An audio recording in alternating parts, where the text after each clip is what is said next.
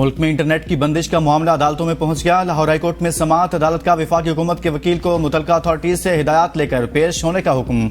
Justice Shakeel Ahmad ने Nadeem server की दरख्वास्त पर समाअत की।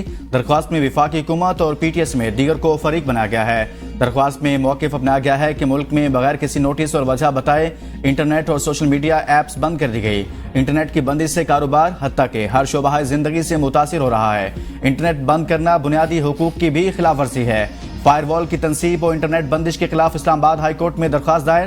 दरख्वास्त में इस्तदा की गई शहरों के बुनियादी हुकूक मुतासिर करने वाली फायरवॉल की तनसीब को रोका जाए। दरख्वास्त में सेक्रेटरी काबीना, सेक्रेटरी IT, सेक्रेटरी दाखिला को फरीक बनाया गया।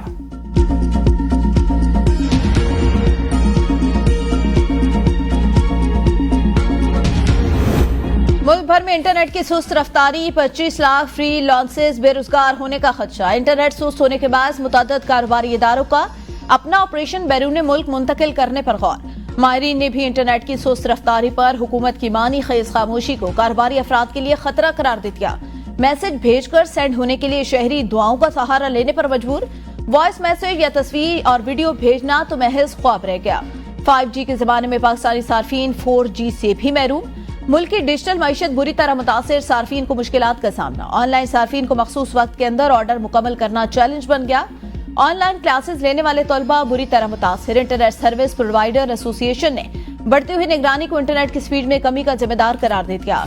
इंटरनेट सर्विस फराहम करने वाली कंपनियों पर फायरवॉल इंस्टॉल कर दी गई। फायरवॉल से मोबाइल सिग्नल इंटरनेट सर्विस को भी डाउन किया गया।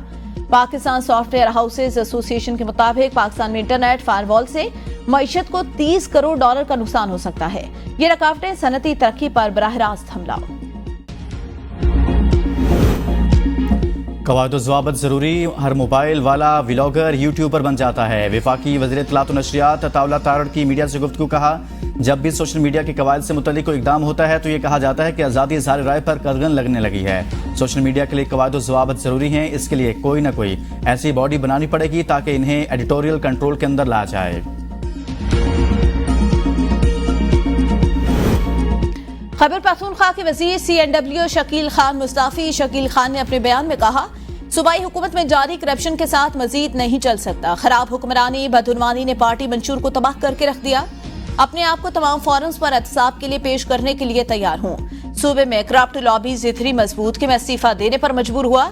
वज़ीर आला खैबर पख्तूनख्वा अपने इख्तियारात का नाजायज फायदा उठा रहे हैं। वो मेरे महकमे में भी मुदाखलत करते थे। मेरा इख्तिलाफ सूबाई हुकूमतों से उसूल पर है। मेरा वोट आज भी बानी PTI का।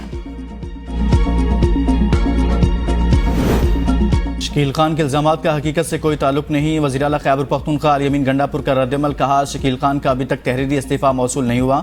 बानी PTI ने जो कमेटी बनाई उसकी रिपोर्ट मिली है। कमेटी ने शकील खान को काबीना से हटाने की सिफारिश की थी। शकील खान को डिनोटिफाई करने की समरी साइन करके गवर्नर को भेज दी है।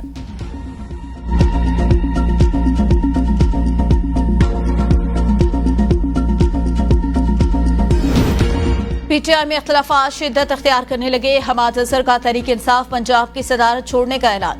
कहा, बदकिस्मती से मेरी बानी PTI तक रसाई नहीं। बानी PTI तक महदूद यकतरफा मालूमात पहुंचाई गई। मैंने प्रेस कॉन्फ्रेंस की और ना ही कोई डील की। PTI लाहौर के सदर और सेक्रेटरी भी तंजीमी ओहदे से मुस्ताफी। उमर अयूब ने हमाद अजहर की पंजाब की सदारत से दिए गए इस्तीफा कबूल ना किया। ट्वीट में लिखा, आपने बानी PTI और पार्टी के लिए बहुत काम किया।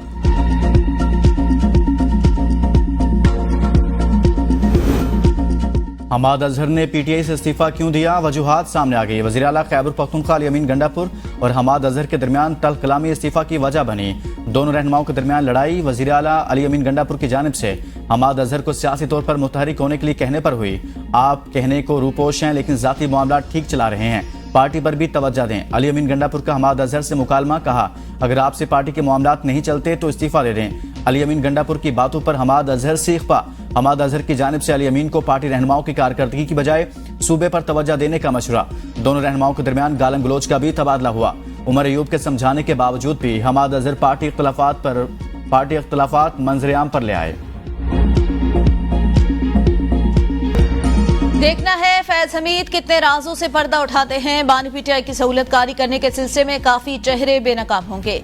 वजीर दिफा ख्वाजा आसिफ का ABN न्यूज के प्रोग्राम सवाल से आगे में इजहार ख्याल। कहा, एक तरफ बानी PTI कहते हैं जनरल फैज हमीद से 3 साल मिले ही नहीं, दूसरी जानब कहते हैं जनरल फैज को रखना चाहता था। बानी PTI के दौर में जनरल फैज को रखने पर ही इख्तलाफ पैदा हुए। मेरे और मलिक अहमद के बयानिए में कोई फर्क नहीं। वज़ीर-ए-आज़म को मुशीर राना सनाउल्लाह का कहना है, हो सकता है जनरल बाजवा की ख्वाजा साहब से एक्सटेंशन पर बात हुई हो। आइन में ऐसी तरमीम होनी चाहिए जिसमें एक्सटेंशन का सिलसिला खत्म हो सके।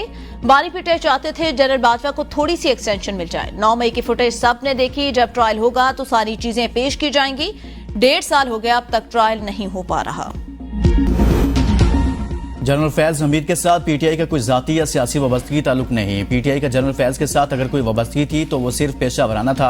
चेयरमैन पीटीआई बैरिस्टर गौहर की बुनियाद में मीडिया से गुफ्तगू कहा, जनरल फैज का मामला हसास है, इनको सियासी रंग नहीं देना चाहिए। मामला फौज पर छोड़ दिया जाए ताकि वो इसे मंतकी अंजाम तक पहुंचा सकें। सुप्रीम कोर्ट से इस्तदा है कि हमें मखसूस नशिस्तें देने के अहकाम जारी करे। बैरिस्टर गौहर अली का मुंतखब होने के बाद अपने हल्के का दौरा, अवाम के मसाइल सुने। पीटीआई चेयरमैन का जगह जगह इस्तकबाल किया गया।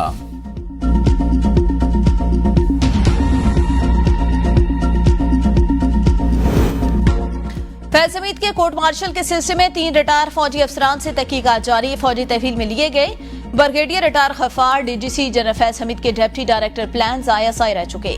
ब्रिगेडियर रिटायर नईम भी जनरल फैज हमीद दौर में ISI के सेक्टर कमांडर इस्लामाबाद थे। कर्नल रिटायर आसिम फैज हमीद के दौर में उनके अंडर कमांड रह चुके। तीनों अफसरान से तफ्तीश जारी। शवाहिद की रोशनी में कार्रवाई का दायरा कार वसी किया जाएगा। फौजी तहवील में लिए जाने वाले अफसरान का जनरल फैज हमीद के साथ करीबी राब्ता था, जो रिटायरमेंट के बाद भी काम रहा। दौरान सर्विस भी उनके गहरे राब्ते थे।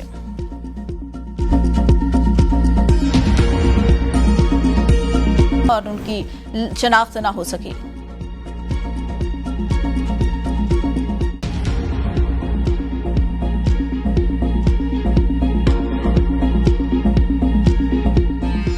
इस्लामाबाद हाईकोर्ट ने अजहर मशवानी के दोनों भाइयों की बाजियाबी के लिए फ्रीकैन को एक और मौका दे दिया। अदालत का हुक्मनामे की कॉपी वज़ीर-ए-आज़म और अटॉर्नी जनरल को भिजवाने का हुक्म। इस्लामाबाद हाईकोर्ट के जस्टिस मियां गुल हसन औरंगजेब ने तहरीरी हुक्मनामा जारी किया। हुक्मनामे में कहा गया, सेक्रेटरी दाखिला की रिपोर्ट के मुताबिक कोई भी इंटेलिजेंस एजेंसी वजारत दाखिला के मातहत नहीं। रिपोर्ट के मुताबिक मगवियान की बाजियाबी की कोशिश की गई। गुजरावाला में 9 मई थाना कैंट में दर्ज मुकदमे का केस इंसदाद दहशतगर्दी के खुसूसी अदालत में कौमी असम्बली के अपोजिशन लीडर उमर अयूब जरताज गुल पे फाजिल अदालत ने उमर अयूब और जरताज गुल की बूढ़ी जमानतों में 16 सितंबर तक तौसीह कर दी। जरताज गुल और उमर अयूब मीडिया से बात किए बगैर रवाना। इंसदाद दहशतगर्दी के खुसूसी अदालत के बाहर सिक्योरिटी के सख्त इंतजामात। लाला मूसा में पीटीआई के 26 कारकुनों के खिलाफ मुकदमा दर्ज। साबिक MNA सैयद फैजुल हसन शाह के खिलाफ थाना डंगा में मुकदमा दर्ज किया गया।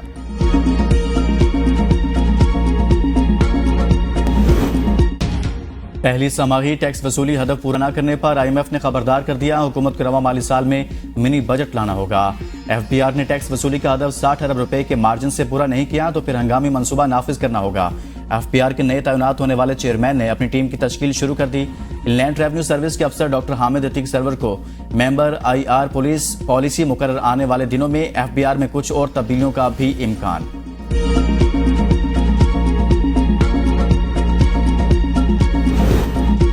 पाकिस्तान पर कर्जों के सारे साबिका रिकॉर्ड टूट गए। गुज़िश्ता 1 साल के दौरान पाकिस्तान के कर्ज 8,000 अरब रुपए का इजाफा।